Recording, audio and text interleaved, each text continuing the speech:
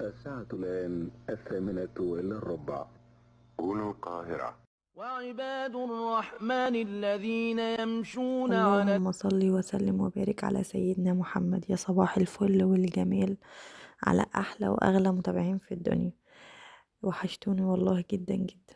فيديو النهارده بقى مش مجرد روتين وتنظيف، النهارده فيديو عن راحة البال.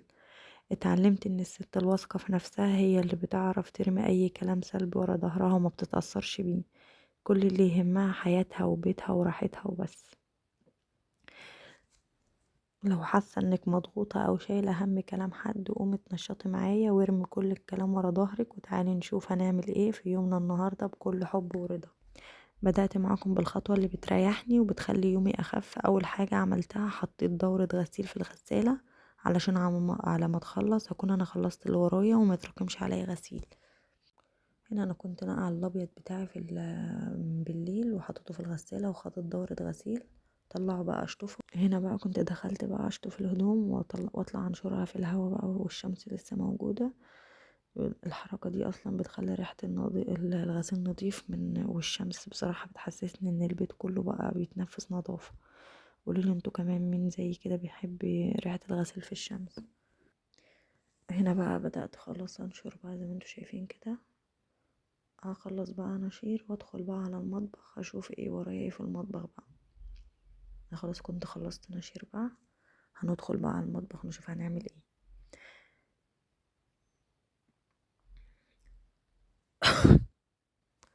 دخلنا بقى على التقيل، التوم وتفريزه اللي بينفعنا وبيريحنا طول السنة. ده السنة دي قررت اجرب تركاية بسيطة كده سمعت عنها كتير، وهي معلقة السكر. حطيت التوم في الكبة مع ملح وزيت وزودت عليهم معلقة السكر. هنا مادة حافظة طبيعية بتخلي التوم يفضل لونه أبيض زي الشمع كده في الفريزر، وما بيغيرش أبدا لونه مهما قعد عندك. الفرم بيبقى ناعم، بيبقى أنعم بكتير جدا. جربوها وإن شاء الله هتعجبكم. بدأت بقى أحطهم في البطرمان وفي الأكياس كده علشان خاطر أفرزهم وأحطهم في الفريزر. طبعا بقى بعد التوم والمطبخ بيبقى ريحته قوية جدا من التوم، فكان لازم أبدأ بقى بالمواعين على طول وادي للرخامة والبوتاجاز حقهم في التنظيف. دعكت الرخام والبوتاجاز كويس قوي لحد ما كل حاجة رجعت تلمع عشان ما يبقاش فيها اي اثر لريحة التوم. ومسكت برضو المواعين كلها برضو غسلتها عشان ما يبقاش فيه اي ريحة توم، لان ريحته كانت نفاذة قوي في المطبخ. فغسلت كل حاجة في المطبخ علشان خاطر ما يبقاش فيه اي ريحة مش كويسة.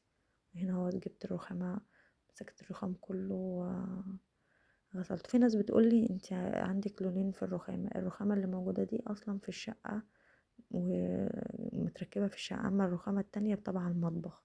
فهما لونين، ان شاء الله اغير اللي هي البيضة دي. طبعا هنا خلاص كنت غسلت بقى الرخامات كده عشان خاطر اي ريحة توم او اي حاجة وقعت ما يبقاش. هنا كنت خلصت. هنا بقى كنت خلصت الرخامة ودخلت بقى على البوتاجاز كمان. قلت برضو ايه يبقى معانا بالمرة، مع ان هو ما جاش اصلا عليه توم ولا حاجة بس اللي هو ايه قلت اخده بالمرة مسحة مع تنظيف المطبخ وكده. هنا بقى كنت خلاص خلصت البوتاجاز. هبدأ بقى ايه اعمل الارضية بتاعة المطبخ، اشيل السجادة. خدتها طلعتها في البلكونة شوية تتهوى، عمل ما مكنس المطبخ كده وامسحه. يعني كنت كنسته بقى مسحته. هرجع بقى اجيب السجادة تاني وفرش.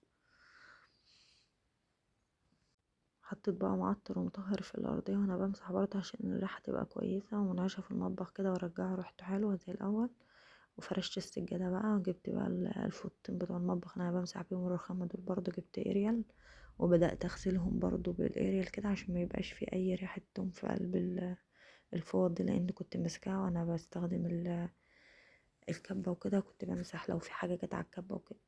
هنا خلاص المواعين كنت خلصتها والمطبخ خلاص خلص. يا رب فيديو النهاردة يكون عجبكم. ما تنسوش تشتركوا في القناة وتفعلوا الجرس عشان يوصل لكم كل جديد. مع السلامة.